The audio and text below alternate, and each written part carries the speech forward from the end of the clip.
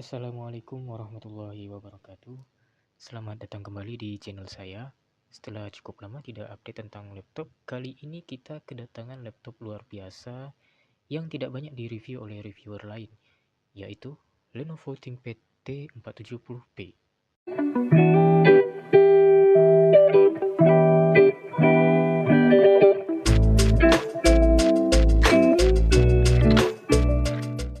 Lenovo ThinkPad T470p yang saya review kali ini menggunakan Intel Core i7-7820HQ. Ini adalah prosesor Kaby Lake dengan maksimal TDP 45 Watt, 4 core, 8 thread, base clock 2,9 GHz dan turbo boost 3,9 GHz. Untuk RAM-nya sendiri yang terpasang di sini adalah yang 16 GB DDR4 2400 dual channel. Jadi di sini ada dua slot untuk RAM-nya.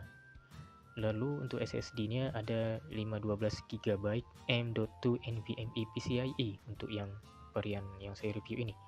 Untuk sistem grafis, versi ini menggunakan Intel HD Graphics 630 dan GPU tambahan Nvidia GeForce 940MX dengan memori 2 GB GDDR5. Oke, mari kita masuk ke tampilan bodinya. Lenovo memasang plastik ABS mid polos berwarna hitam doff di sisi atas dan bahan magnesium di sisi bawah. Jadi bukan terbuat dari logam ya. Yang menarik lagi, dari bodinya ini dan seluruh sistem ini sudah lolos berbagai macam military spec testing. Di sini ada ketahanan terhadap kelembapan, dingin ke panas sekian puluh derajat Celcius, tahan terhadap getaran, pasir, radiasi, ketinggian, bahkan tahan terhadap jamur. Jadi ini sudah dites di segala macam cara untuk membuat durabilitasnya sangat tinggi sekali. Jadi pilihan warnanya yang kita review kali ini adalah warna hitam dan hanya tersedia satu warna ini saja. Hitam dengan sedikit warna merah dan logo ThinkPad yang posisinya miring di sini ya. Ya, klasik ThinkPad. Dimensinya adalah 33,9 cm dengan lebar 23,5 cm dan ketebalan 2,38 cm. Jadi ini bukanlah laptop yang tergolong tipis dan sedikit lebih tebal dari sepupunya yakni T470S. Laptop yang kita review ini dibekali baterai 3 sel dengan berat sekitar 1,74 kg dengan chargernya yang seberat 400 gram. Jadi total kalau dibawa bersama dengan chargernya adalah sekitar 2,14 kg gitu. Oke, sekarang kita bahas layar. Yang terpasang di sini adalah layar ukuran 14 inci yang Full HD 1920x1080p 250 nits, bukan touch screen. Permukaannya non glare yang tidak mantul ya. Memang untuk kerja banget ini. Jadi kalau kerja di luar nggak ada pantulan-pantulan yang mengganggu, dilihat di sini. Bezel kanan kiri memang bukan bezel yang tipis, tapi rasanya memang butuh bezel yang sedikit tebal untuk menjaga keamanan layarnya. Sementara engselnya adalah engsel 180 derajat, jadi ini bisa dijatuhkan sampai 180 derajat. Kemudian kamera, posisinya di atas, dilengkapi dengan infrared kamera dengan resolusi HD 720p fix focus. Sayangnya di sini tidak terdapat switch Think Shutter Privacy Guard ya, jadi tidak ada switch yang dapat menutup kamera ini. Untuk audionya sendiri ada stereo speaker, posisinya di sisi bawah kanan dan kiri. Lumayan oke suaranya, tapi bukan yang terlalu lantang juga. Lalu kita masuk ke konektor. Di sisi kanan ada Kensington lock, di sebelahnya ada port HDMI, mini DisplayPort, port Ethernet dan dua port USB 3.1 Gen 1 dan slot untuk SIM card. Memory card reader ada di bibir depan laptop. Kita beralih ke sisi kirinya. Di sisi kiri ada konektor daya, port USB 3.1 Gen 1, ventilasi udara, audio jack dan smart card reader. ThinkPad T470p memiliki sebagian besar port yang diinginkan oleh pengguna produktivitas dengan dua pengecualian besar. Tidak seperti saudara kandungnya, yakni ThinkPad T470 dan T470S. Laptop ini tidak memiliki port Thunderbolt 3 dan port USB Type-C. Nah, kita masuk ke konektivitas wireless. Laptop ini memakai Intel Dual Band Wireless AC8265 dan Bluetooth 4.1. Sekarang kita bahas keyboard. Ini yang paling saya sukai dari ThinkPad. Bukan mirip keyboard ThinkPad, tapi memang keyboard ThinkPad. Bentuk keyboardnya khas banget. Permukaan touchnya agak cekung dan pada saat mengetik jari kita memang pas kena di tengahnya. Laptop ini punya feel yang sangat nyaman untuk pekerjaan mengetik bahkan dalam jangka waktu yang lama. Keyboard ini dilengkapi dengan spill resistant, jadi ada daya tahan terhadap ketumpahan air. Backlightnya berwarna putih, ada pilihan 2 tingkat kecerahan, dan cara mengontrol backlightnya ini yaitu dengan cara menekan tombol function dan spacebar. Bersama dengan keyboard ini ada touchpad yang permukaannya cukup luas, ada klik kanan dan klik kiri di atas touchpad. Di bagian bawahnya juga bisa klik kanan dan klik kiri. Jadi, Lenovo memberi kita pilihan mau menggunakannya seperti touchpad biasa, mau pakai touchpad dengan pilihan klik kanan dan klik kiri, dan klik tengah yang cukup besar di atasnya, atau mau pakai trackpoint yang warna merah ini khas ThinkPad.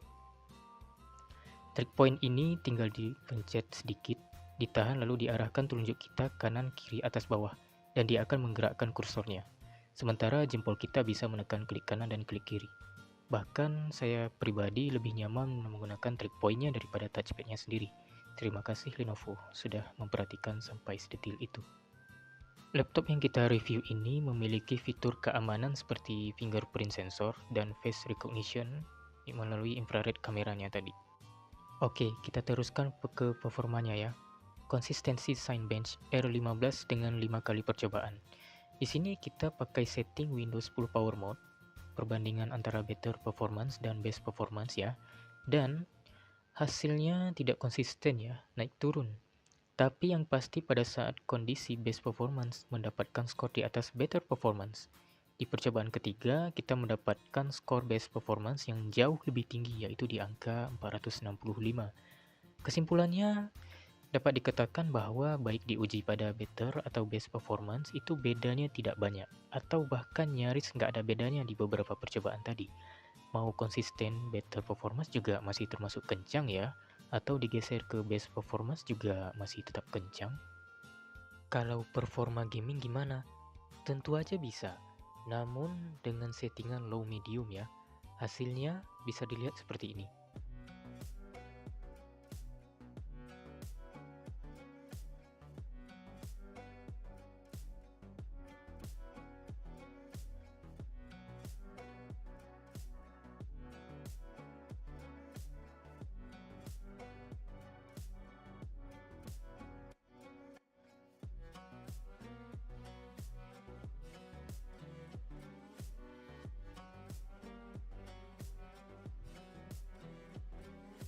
Perlu digarisbawahi bahwa laptop ini bukanlah diperuntukkan untuk game berat ya. Disarankan untuk tidak bermain dalam jangka waktu yang cukup lama untuk menjaga kestabilan suhu CPU-nya. Nah sekarang, gimana dengan storage-nya? Di sini yang terpasang SSD-nya lumayan kencang ya. Di Crystal Disk Mark kita lihat rate-nya adalah 1735 Mbps. Ini termasuk kecepatan yang lumayan bagus ya.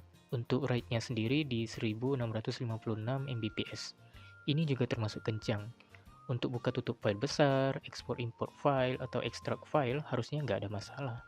Sekarang daya tahan baterainya. Ini bukan laptop dengan baterai super besar.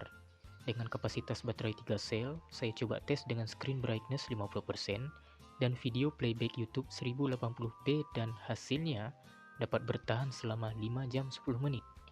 Kemudian saya coba web browsing dengan menggunakan Mozilla Firefox dan mendapatkan angka 6 jam 13 menit. Memang bukan hasil yang sangat memuaskan, tapi cukup lumayan baik untuk pemakaian harian. Oleh karena kapasitas baterainya yang tidak terlalu besar, charging time-nya juga cukup singkat, hanya membutuhkan waktu 1 jam 8 menit saja. Untuk harganya sendiri, tergantung varian prosesor, RAM, atau tipe layar yang dipilih ya, karena laptop ini sangat customizable. Laptop ini bukan termasuk laptop keluaran terbaru. Mungkin kalau harga barunya pada saat baru rilis di tahun 2017 lalu sekitar 20 jutaan. Unit yang saya review ini saya dapatkan dengan harga bekas yaitu sekitar 4 hingga 5 jutaan di marketplace online. Dengan beberapa poin yang telah disampaikan tadi, bagi Anda yang kebutuhannya sebagai desainer grafis atau video editor ataupun pengguna SketchUp atau AutoCAD dengan rendering ringan, ini adalah pilihan yang tepat. Dan poin plusnya, ini adalah ThinkPad. Terima kasih, sampai jumpa di video selanjutnya.